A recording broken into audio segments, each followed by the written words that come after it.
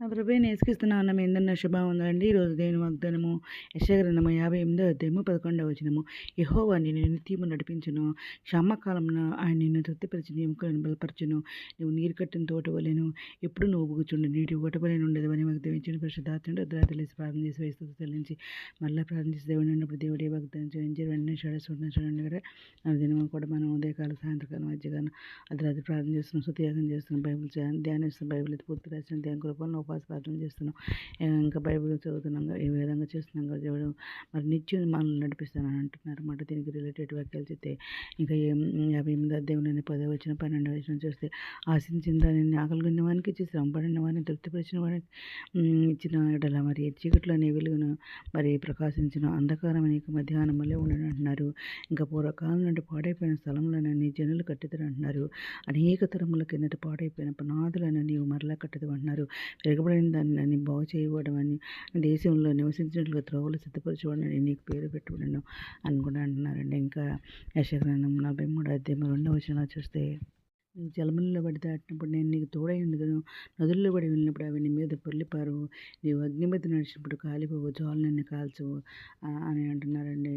ఇంకా యెషయా 41వ అధ్యాయము 10వ వచనంలో చూస్తే, భుజగంధముల నుండి నేను పట్టుకునే దాని కొనల నుండి పెంచుకునేవాడా, నీవు నా దాసుడు అనియు నేను నిన్ను ఉపేక్షింపగా ఏర్పరచుకుంటాననియు నేను నీతో చెప్పి ఉన్నాను. నీకు తోడై ఉన్నాను, భయపడకము, నేను దేవుడై ఉన్నాను, దిగులు పడకము, నేను నిన్ను బలపడుతున్న, నీకు సహాయం చేయవాడు నేనే, నీతికి నా దక్షిణాస్తంతో నిన్ను ఆదుకుంటాను అంటున్నారు. ఇంకా దీనిలోని 13వ వచనంలో చూస్తే, నీ దేవుడై నేను భయపడకు, నేను నీకు సహాయం చేస్తానని చెబుతుంది, నీ కుడి చేతిని పట్టుకొంచున్నానని కూడా దేవుడు మాట్లాడుతున్నారు అన్నమాట. ఇంకా మత్తయి సువార్త 11వ అధ్యాయం 28వ వచనంలో చూస్తే, ప్రయాసపడి భారం మోసుకుని సమస్త జనులారు నా యొద్దకు రండి, నేను నీకు మీ శాంతి కలుగు చేస్తానని చెప్పేసి దేవుడు మాట్లాడుతున్నారు. ఇంకా యోహాను సువార్త 10వ అధ్యాయం 28వ వచనంలో చూస్తే, నేను వారికి మరి నిత్యజీవం ఇచ్చున్నాను కనుక అవి ఎన్నటికీ నశింపవు, ఎవడన్నా వాటిని నా చేతుల నుండి అపహరింపడని అంటున్నారు.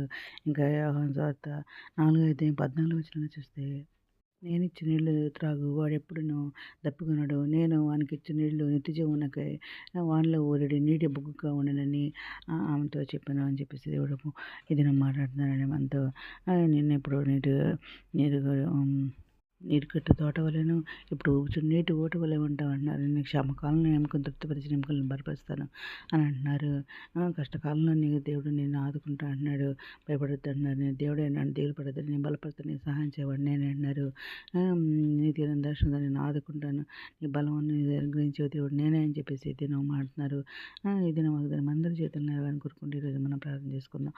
మౌనద్ర సరస్వతి ముందర ఘనమైన నామం గల స్థుతి స్వప్నతండి మీద ప్రపంచ పదకి పెట్టిన పేరు న్యాయం చేసుకోవడం పేరు గ్రామం చేసుకోవాలి. హాస్టల్ తెచ్చిన అక్కడ కోరిక తెచ్చించండి. వీళ్ళు మంచి రైతు దేశాలు నిరుద్యోగ ఉద్యోగాలు లేచండి.